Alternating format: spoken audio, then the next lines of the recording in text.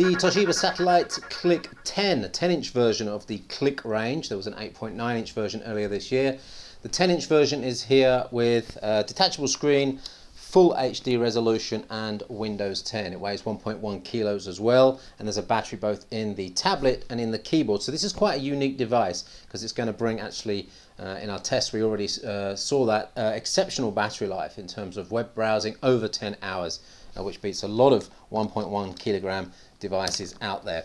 The other good news is that it is a street price of €399 right now, which is incredible value for what you're getting here.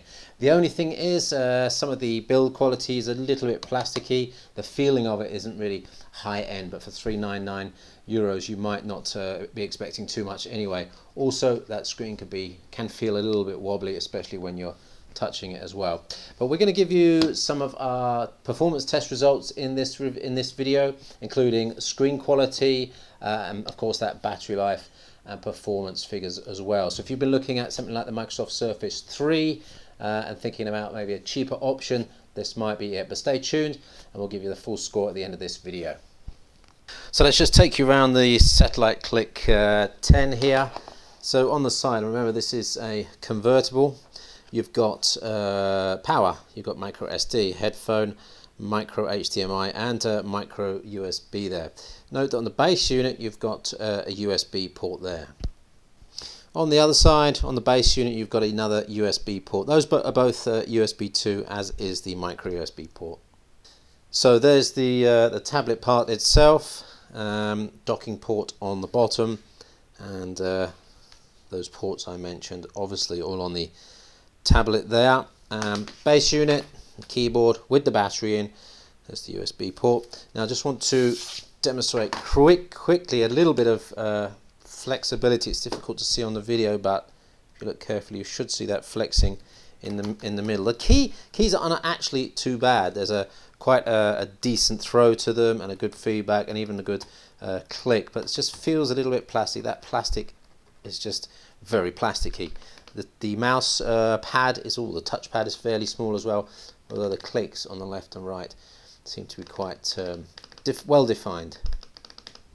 If you were thinking of that stand mode, unfortunately the hinge doesn't work both ways, so you'll be having to use it in that mode, and that is the maximum lean back. It's fairly stable at that lean back position, but that's about as far as it goes. Some more of the specs for you. You've got the Atom X5 8300 inside, so that's not the 8500 of the Surface 3, so performance, as we'll see in a minute, is a little bit below the Surface 3. Only 2 gigs of RAM inside here. Potentially it could have 4, but this model only has 2.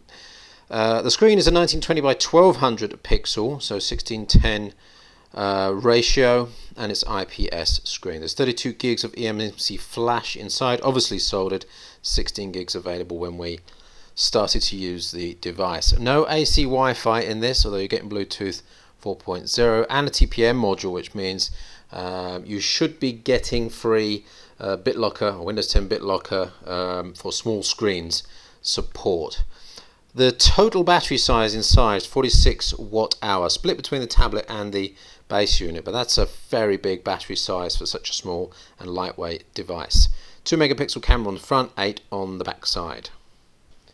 A little bit more about that screen. Center brightness is 308 candela or nits, and that's a pretty good brightness for this price. There are devices which have brighter screens, but 308 is certainly no problem. Under battery life, that drops down a bit to 249, but given a bit of shade, you should have no problems using it outdoors. It just won't be something you'll be able to use in very bright sunlight or reflecting against, for example, clouds or sun.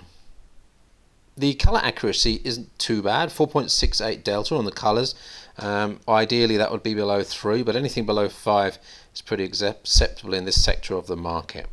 I'll quickly run through a few comparisons here, and we have to bring in the Transformer Book T100HA, of course, because that is right in this market, although it doesn't have the battery life of the Click 10. Cinebench Multi 64-bit, 94 points, where the Surface 3 scores 134 and the Transformer Book T100HA, and remember that's with the 8500 version of the X5. The Surface 3 has the X7. is, well, around 25% less than the Transformer Book T100HA. PC Mark score is 2388 on PC Mark 7, and that compares to Surface 3 of 3029, so Surface 3 getting a reasonable amount more, as is the Transformer Book T100HA.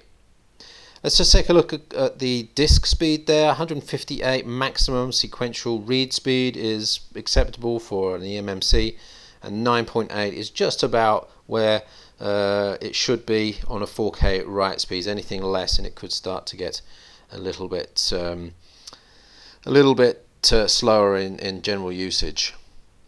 3D Mark 11 score then, just 384 points, where the Transformer Book T100A got 419 and the Surface 3 got 562. So it's really looking, in terms of performance, like the battery life is going to be the lead figure here. This is one of the reasons why you're going to buy this device, not Atom X5 performance. Look at the temperatures we measured under load, maximum of 40.2. It's not too bad at all, and that was after 15 to 20 minutes of really pushing the processor. Now the battery life, and this is where we see the main feature for the Click 10. 662 minutes of Wi-Fi surfing is over 10 hours. 11 hours 2 minutes. Compare that with the Surface 3, which only got 437 minutes, and you'll see where the advantage is for the Click 10 there, and having those two batteries. I've put this into aircraft mode now, and let's just have a look at the projected battery life. You can see the two batteries there, one in the base unit, one in the tablet, and a projected 14 hours 24 minutes. We've got a brightness which would be usable in a living room sort of scenario. This is not completely bright, but if you just wanted to type away for 14 hours and 24 minutes on this, go ahead, because there's enough battery life there. So battery life and price are the key features here. The screen is pretty good as well, that full HD screen, giving you a high resolution and reasonable performance in terms of color space. The keyboard dock, obviously with that battery in there and the two USB ports. Would have been nice if they were USB 3, but they're just USB 2. Total score then for us was 79% in the convertible sector, so slightly weighted those average towards how a user might be using them in the convertible sector, and so that's a good score, but not totally high end. As I said, street price is now €399. So if you see offers Cyber Monday up to Christmas period, holiday period, end of 2015 of 350, it might be worth buying this just as a holiday PC, because that long battery life is going to keep you going for a long time between charges. So that's the Toshiba Satellite Click 10 then. If you're looking at a 10-inch ultra-mobile 2-in-1, this is undeniably good value at €399 street price. We gave it a score of 78%. It's only got a 1-year warranty, watch out for that.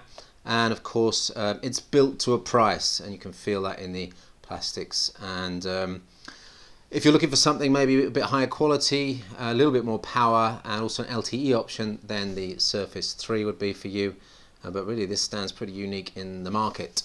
So 78%, good score for the Satellite Click 10.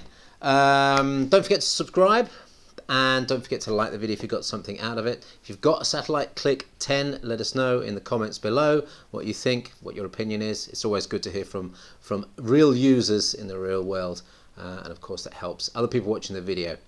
More to come. We've got more on the Surface Pro 4 coming up in the channel soon, and I believe there's a gaming laptop coming maybe at the weekend, early next week. So we'll see you on that video. Thanks for watching.